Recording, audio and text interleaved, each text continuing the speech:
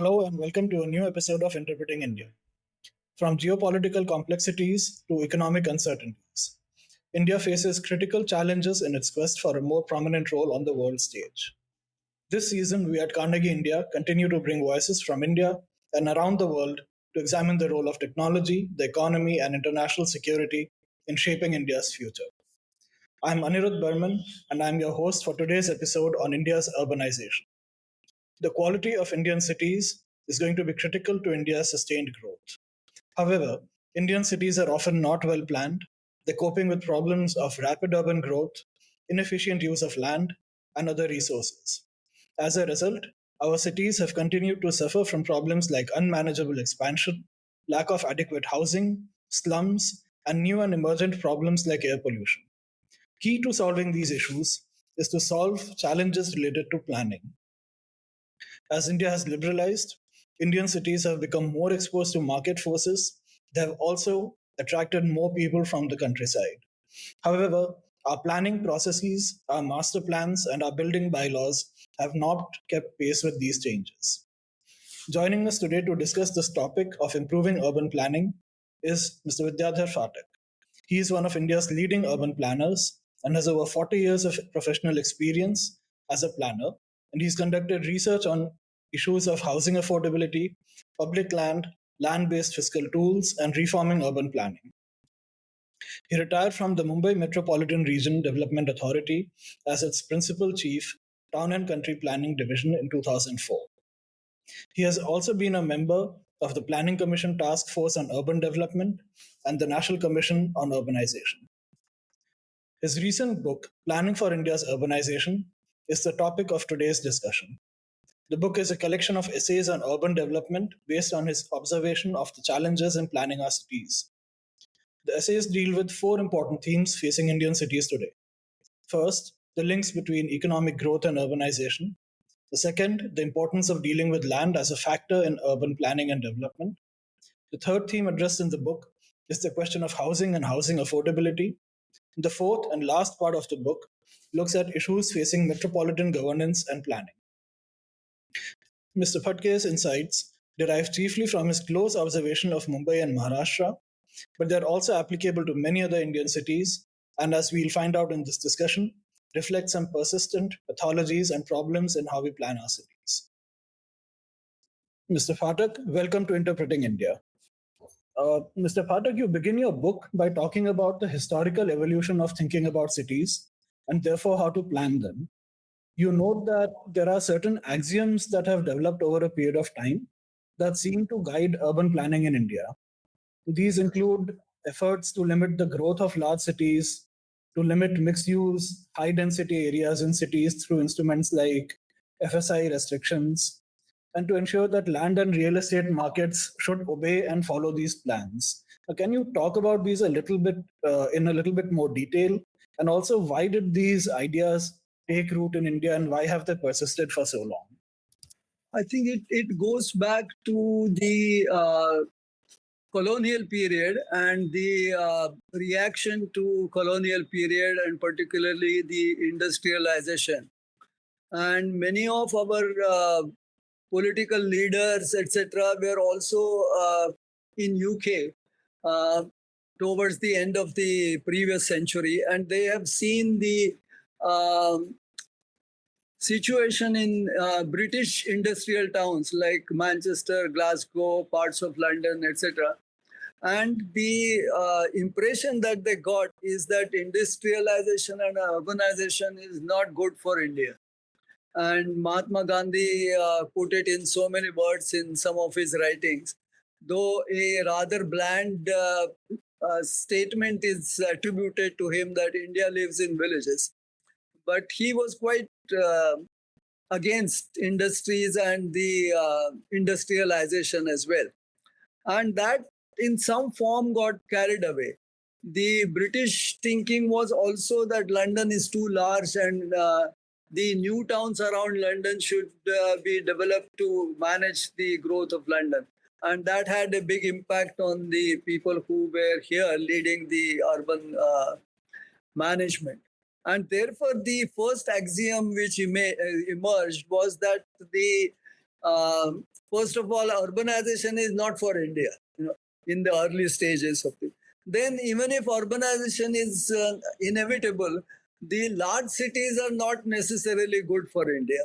And their growth should be curbed by diverting the growth to other smaller and medium towns, or by creating new towns around the cities like the London attempted to do. And these became one of the major axioms in the early period of Indian independence, and in some form continues in some manner in later periods as well. So even if urbanization is a essential concomitant of economic growth, the attempts were made to manage it in terms of not having large cities, suppressing their growth, trying to divert it to other areas, build new towns, etc., etc. So that has been the case. And in the process, what was also happening is that the early attempt of land development, particularly Delhi, Chandigarh, were based on public ownership of land. And that, in a way, became a template of planning, that though the land was not in public ownership and there was a active land market, the planners were almost devoid of this reality of land market, and then they transformed the same plans as was done for Delhi or Chandigarh onto other plans. Naturally, they could not succeed because market continued to react to unrealistic restrictions which the plans were trying to impose. So, sir, then would it be fair to make the case that a lot of the problems we see in Indian cities are direct outcomes of these models of planning? Yes, to some extent, yes. And there has been some change in the last 1 decade, that now people don't really talk in terms of cities being bad or something like that. And in fact, government of India has been also having sustained support for planning of large cities, from Jawaharlal Nehru Urban Mission, then to smart cities and PMAY and all those kind of things. So there is a sustained effort to support the urbanization, and not necessarily committed to controlling large city growth. So that's a change now. But in practice, there is a still lurking kind of impression that no, large cities are not so good for India. Yes, and I think reversing the mode in which we have planned our cities for so long is also going to be difficult because our cities have shaped accordingly. And to now move to a new mode is will have to be built on top of what we've already done for 50, 60 years. Now that is why there is a dual problem, or dual problem that needs to be addressed. One is that given the growth of our cities are going to expand horizontally, or outward expansion, and at the same time, they would need upward extension in terms of rebuilding the old cities, etc. Because if you are rebuilding old cities, naturally it has to be upward expansion. And both need to be addressed. But somehow our efforts have largely been towards outward expansion and not rebuilding the old cities, because old cities rebuilding is equally important if you don't want excessive spread of the cities. Absolutely. So I want to come to the issue of expansion and rebuilding old parts of the city in a bit. Uh, I wanted to pick your brains and request you to go into some more details about the consequences that we have faced because of the models of urban planning that we adopted early on. I think the two important tools which were used by planners. One was of maximum density, and maximum density, when you invert the ratio, means minimum land per person or per household. Now, if that minimum land is not affordable to the people because of the high cost of land in urban areas, and uh, then there is a problem, and that is what you see in terms of slums and cities like Mumbai, which have a much higher land prices given the geography of the city, have a larger proportion of slums also. So this is disproportionate to income levels. I mean, nobody would say that Mumbai's poverty levels are higher than the other cities, but Mumbai's proportion of slums is much higher than other cities. The other thing that was used was FSI or FAR, as it's called in Delhi, which says that how much land you need to build 1 square meter of build space. And in a way, it says that if, say, FAR is 2, then for every square meter of build space, you need half a meter of land. Now, if you keep that low, like Mumbai has kept it for a long period at 1, which means for every square meter of construction, you need 1 square meter of land. And again, if the land is expensive, then you get distortions in the market and the problems associated with that.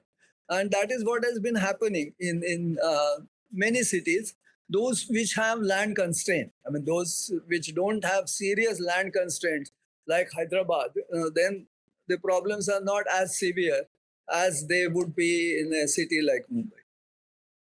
But these two instruments, which have been used without taking cognizance of the market and using those as if they are mathematical things to be included in the master plans, then there is a problem, because both of them in a way affect the market and the supply side of the market. Yeah, absolutely. And you point out in your book something which I found pretty both interesting and surprising, which is that until the 1960s or the mid 1960s, Mumbai or many parts of Mumbai had higher FSI than in the 1990s.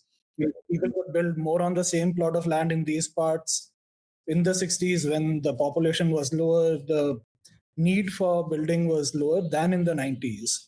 So you make the point that the FSI in parts of South Mumbai, I think, was 4.5 until 1964. And by the 1990s, there was a uniform FSI of 1.33, which was introduced citywide. So why was this, and what are the consequences it has had for the city?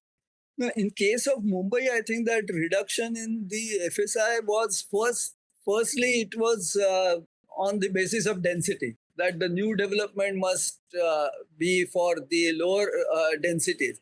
Now, you can't do that when the rent control prevails, where you can't do much about the existing stock of buildings, which were already built at something like 3 to 4 FSI. Then reducing it to 1.66 or 1.33 didn't make sense, but still it was introduced, hoping that the new development will then be of lower density. That was the first aspect.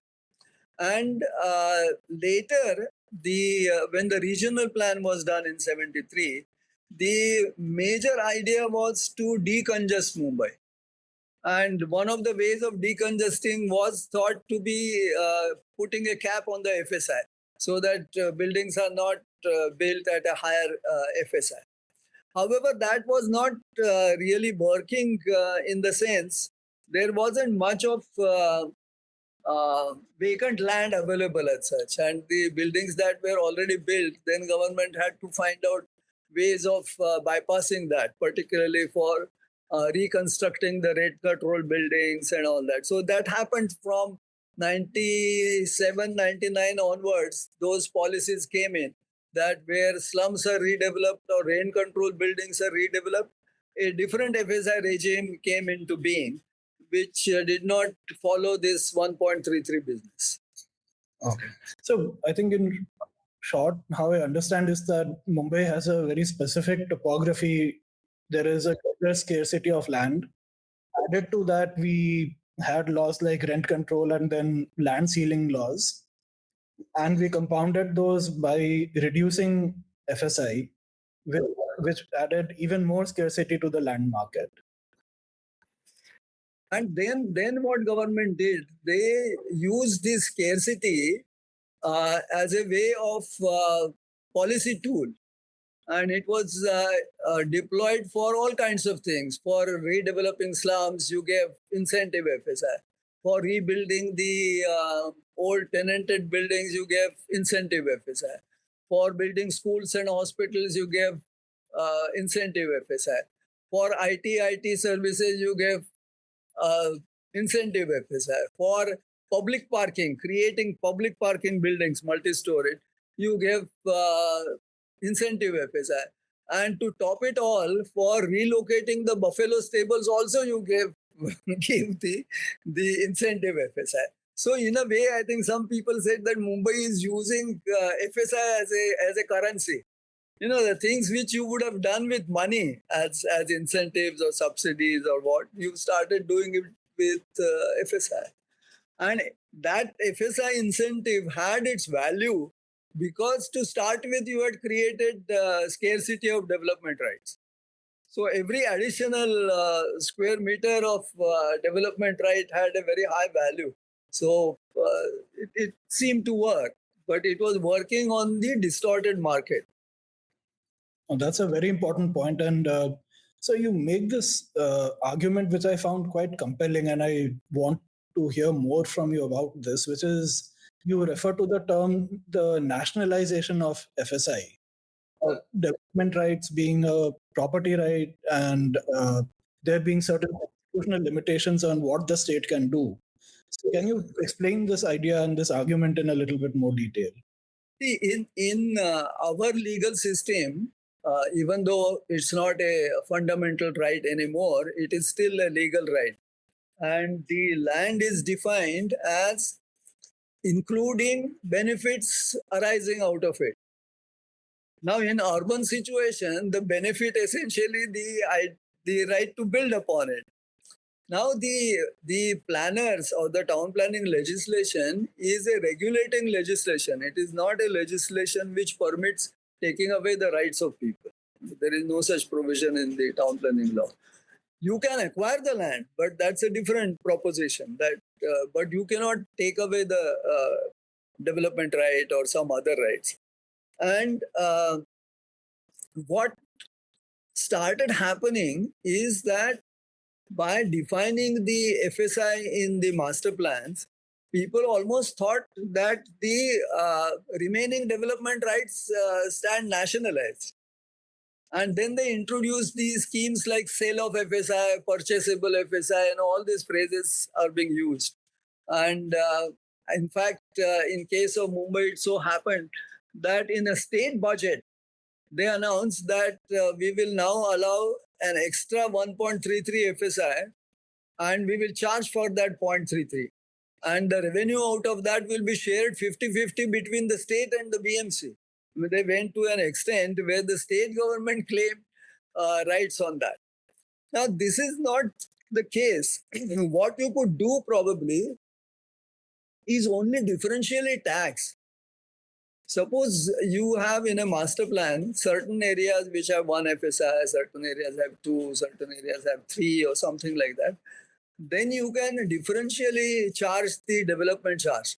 That for the first FSI it is X. Then when you go 1 to 2, you have 1.5 times something like that, 2, etc. So you have the right of taxation, but you don't have the notion that the FSI in excess of what is stipulated in master plan belongs to the state, and state can sort of sell it or turn it into that. I mean, what you don't own, you cannot sell. Huh? So that is the fundamental, which is, and unfortunately, this has not been questioned. It was only questioned in Mumbai, and the question was not on the charges, but it was on the idea of giving extra FSI. So the petitioner went to court and said that this extra FSI is going to spoil Mumbai. It will create congestion. It will have problems on infrastructure, this, that, etc.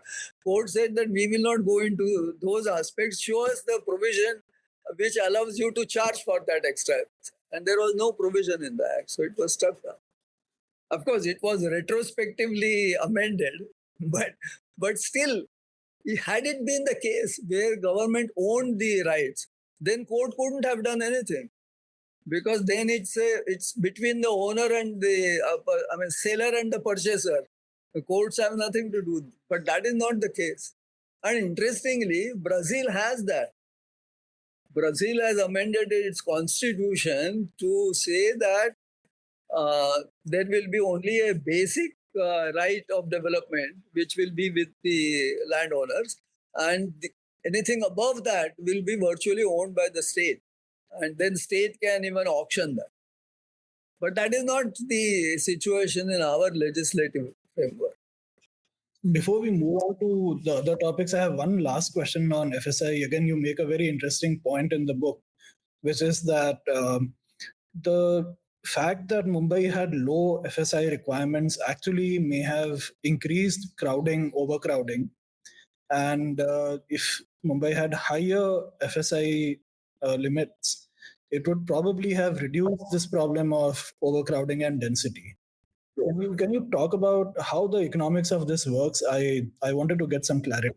There is a recent study done by Sahil Gandhi, who is a professor at the Manchester University.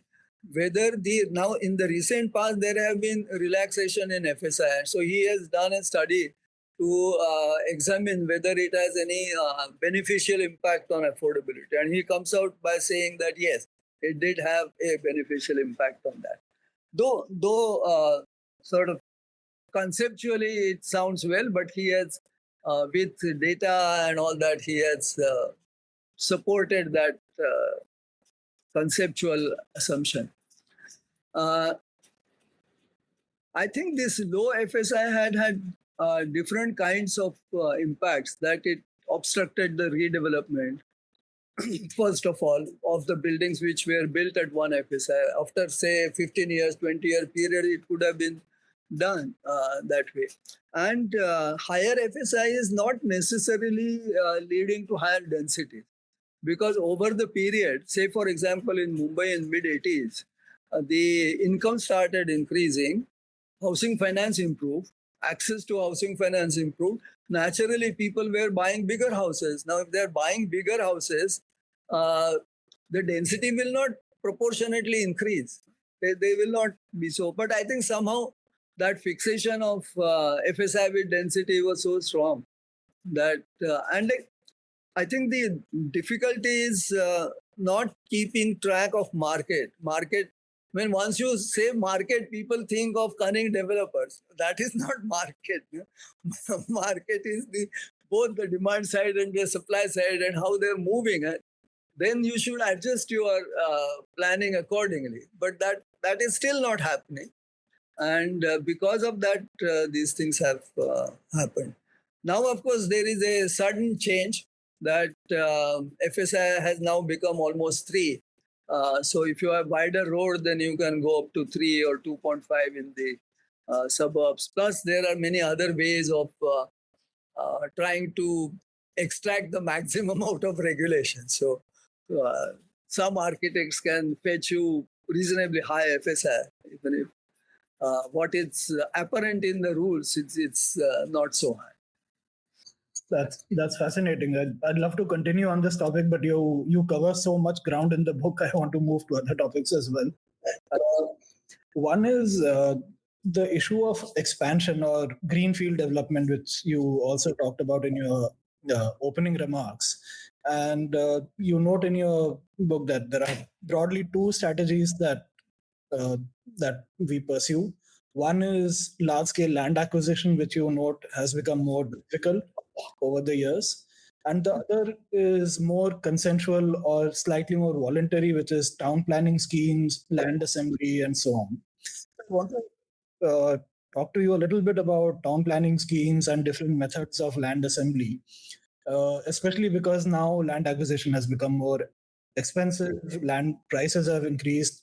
So why is TPS not being used more commonly? What are the constraints? Is it about the way our institutions are designed, or is it our legislation? Can you talk to us a little bit about that? No, in fact, town planning scheme was the first thing that was introduced in Bombay Presidency in 1915, and also in Madras Presidency in 1920. And some of the areas in Mumbai, Pune, Ahmedabad, they were all products of town planning schemes of that time. Uh, but somehow over the years, uh, they became very long drawn. One town planning scheme would take 15 to 20 years, all kinds of litigations. So slowly, it ran out of steam. But Ahmedabad revived it, in particularly in 1999, by amending the law. And two things that they did was that what the government can extract out of the town planning area for public purposes had a cap put on that you cannot take more than 40% of it. So, in a way, landowners were assured their 60% of their land will go back to them. So, in a way, they will get the advantages in terms of value, etc., of a planned infrastructure, road network, regular size plot, which is suitable for building as compared to agricultural land holding, etc. And from that point onwards, it started becoming more popular in Gujarat. Now, town planning scheme sometimes is described as voluntary. It's not that voluntary, because there is no option given to a landowner that nobody can within the town planning scheme area say that I won't join the scheme. And so there, in a way, a very subtle application of eminent domain. It's also taking 40% of your land. And in olden days, what used to happen is that this 40% exaction was not uniformly applied to all landowners. Suppose your original plot goes under road, then it's gone. You will not get anything. But what Gujarat adopted in practice was to spread the distribution of this public land on all landowners almost uniformly. So there was some kind of equity in terms of exacting the land from the landowners. And there is a dual mechanism that for the 40% of the land that you surrender, you will be given compensation. And for the 60% of the land that you retain, its value will go up, because now you are in an urban situation with roads, infrastructure, etc. The value will go up. So you have to contribute by way of betterment charge towards the cost of that town planning scheme. So it was a dual thing. And it was so worked out that that betterment was always more than the compensation that you paid. So it really made a financing sense as well in terms of that. What Gujarat also added was that 15% of the land that you have taken from the landowners can be used as a land bank and sold in the market to raise finances. Now, these innovations of Gujarat, which were done in 1999, were then adopted by Maharashtra as well. But it took a long time. And I think from 2010 or 12, it has become applicable in Maharashtra also. But by that time, the idea of this expansion has become difficult. But also near Navi Mumbai now, town planning schemes are happening. Pune Metropolitan Authority is also doing town planning schemes. And many state governments are now showing interest. Like Rajasthan has adopted a new legislation for land pooling. Tamil Nadu has amended their chapter on land pooling.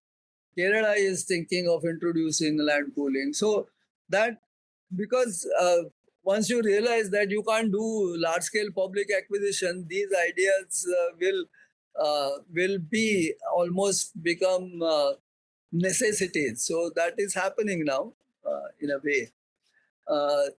The other side of this expansion is so-called integrated townships. Many state governments have used that, where the developer assembles the land, 100 acres or something like that. And then he comes up with a plan to develop the city, and government basically grants him permission, doesn't provide any financial support or anything. So this is the another version of land assembly. Town planning scheme is also in a way a land assembly, because multiple landowners, you plan the thing. This is something where the private developers carries out that assembly and takes up development. So that has also happened. particularly in Pune. Around Pune, there are many such schemes called integrated townships. Mumbai also has few, but outside Mumbai, on the hinterland of Mumbai, also there. Gujarat also has similar, but not as many as in Maharashtra.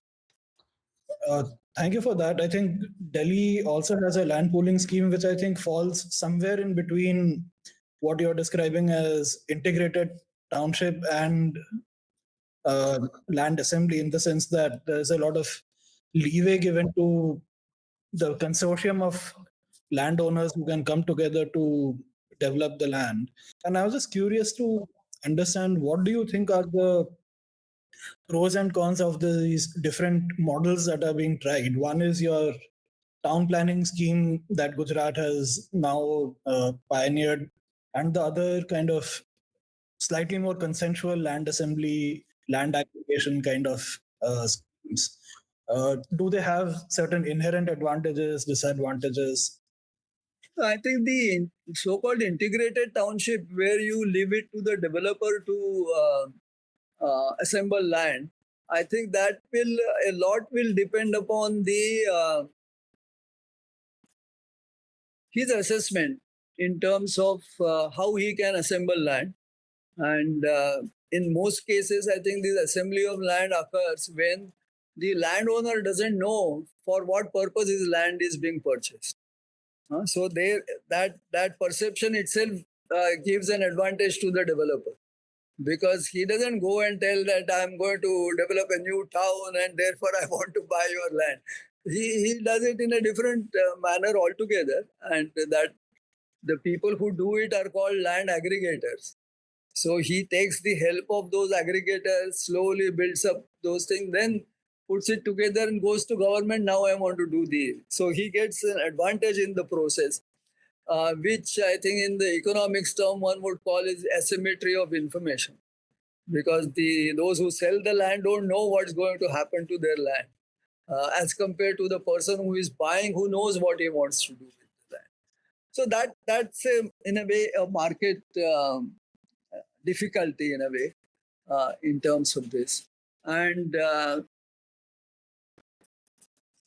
so as compared to town planning schemes, the original landowners may not have a fair deal in the process, because he may not get that 60% land and all those kind of things, because developer would not like to do that. He would keep maximum land with himself for sale. And that is how it will be. Of course, now the thing is that uh, what is outside your building has also become important in terms of the consumers' preferences. So developers also now take care of providing nice open spaces and gyms and temples and all kinds of things they provide to the occupants of that gated community. So on one hand, gated community have their own sort of limitations, etc. But on the other hand, you get in the process some public purpose land as well. Yeah, thank you for clarifying that. From Greenfield and urban expansion, I want to talk to you a little bit about redevelopment related issues. And I think one way the economics of it currently seems to work is that expanding outwards seems to be cheaper and easier than to redevelop already built up parts of the city. So, what can be done to actually make that process easier and cheaper? Are there regulatory choices that we need to be making that we've not done? I think one of the things to see is that whether there are regulatory barriers to redevelopment, like in Mumbai's case, for example. And how can we do the regulations which are conducive to redevelopment?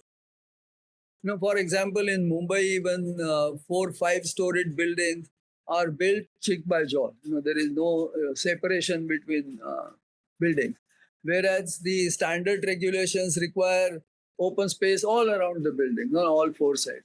Now that makes it extremely difficult, particularly when the plots are also small.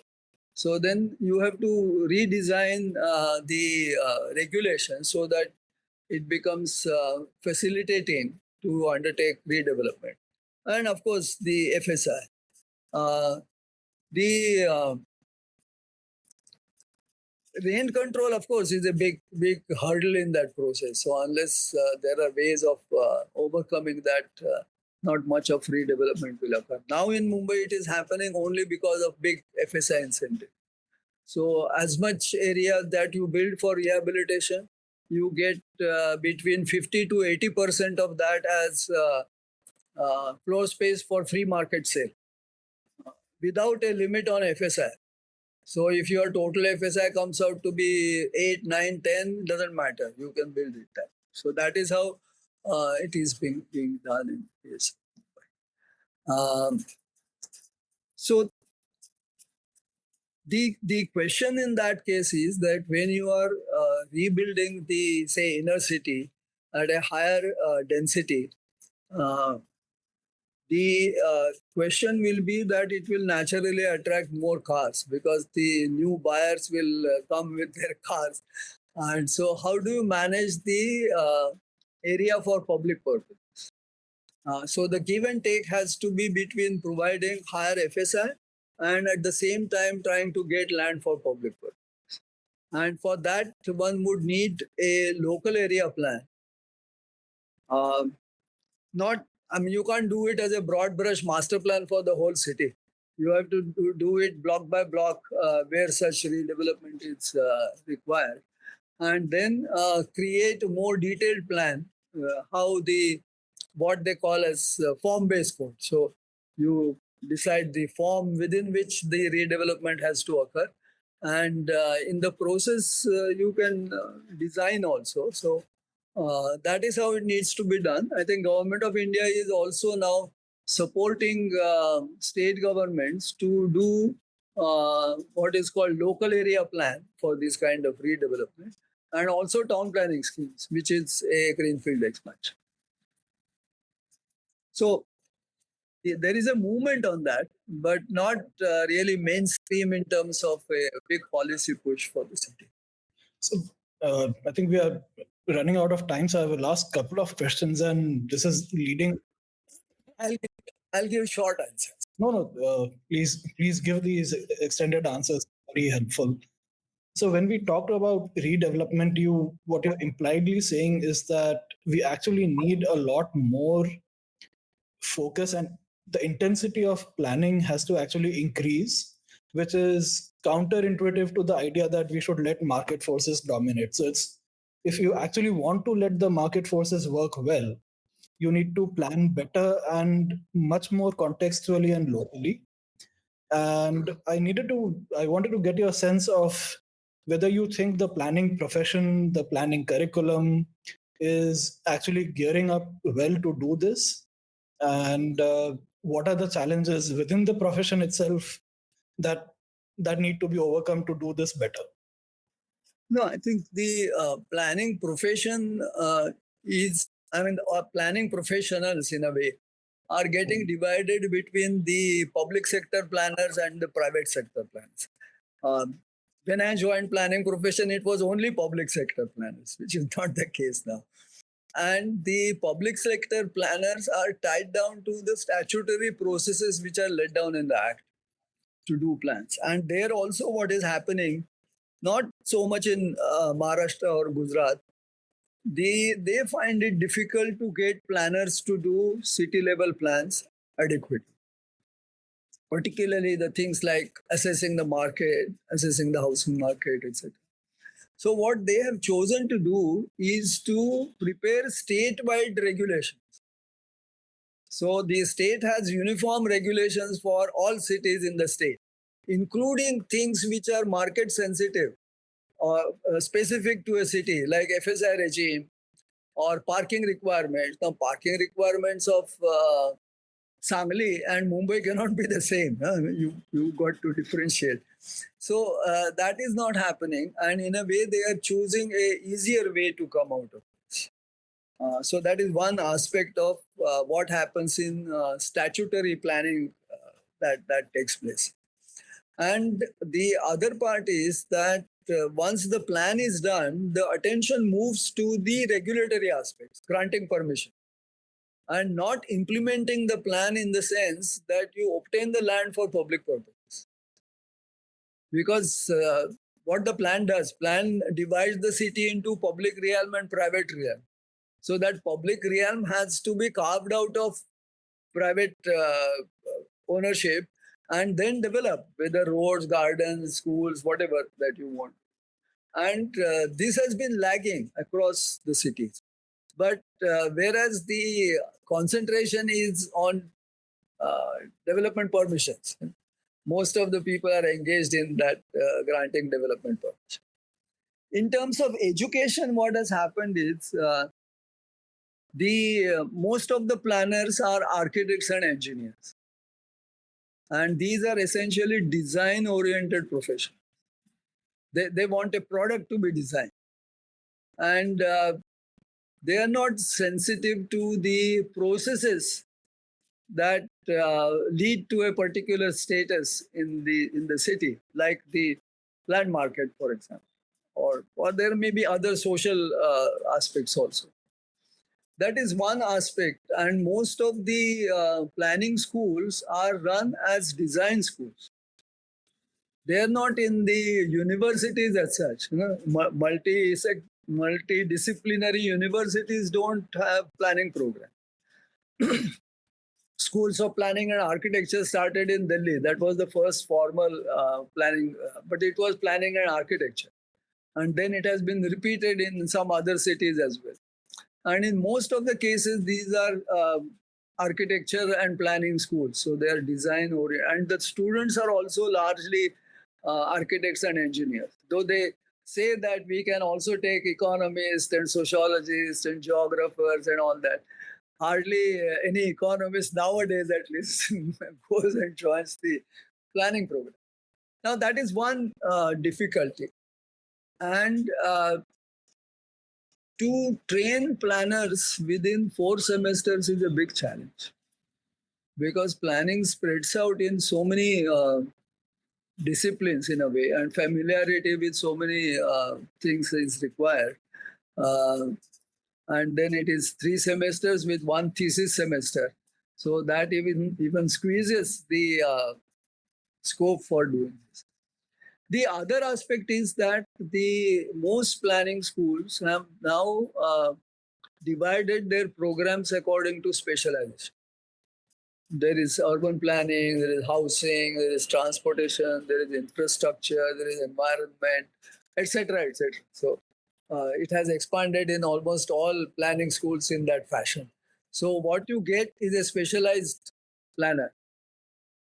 But what you need is not a specialized planner. When you look at the city, you can't carry the baggage of specialization. You have to look at the city as a whole in terms of systems or whatever. But that is difficult to resolve, because I think this is the age of specialization, and that super specialization in a way might continue as well. So those are the problems in terms of how the profession would shape in next 10, 12 years. And the other part of that is the non-statutory planners are usually with consultants. And the kind of consultancy that they provide is in a way a little mysterious. So that also has its impact. And I think some of the schools now have majority of their planners joining the private sector consulting. So thank you so much for this. This has been a really informative, insightful conversation, and it was a real pleasure to read your book. I learned a lot from this, and I would deeply encourage all the listeners to try and get a copy of Mr. Phatak's book both for the issues that we talked about, but there are so many others that we've not been able to touch upon during this conversation, including things like housing related issues, slums and slum redevelopment, and also metropolitan governance, which is a very important topic. So thank you so much, sir. Enjoyed the conversation.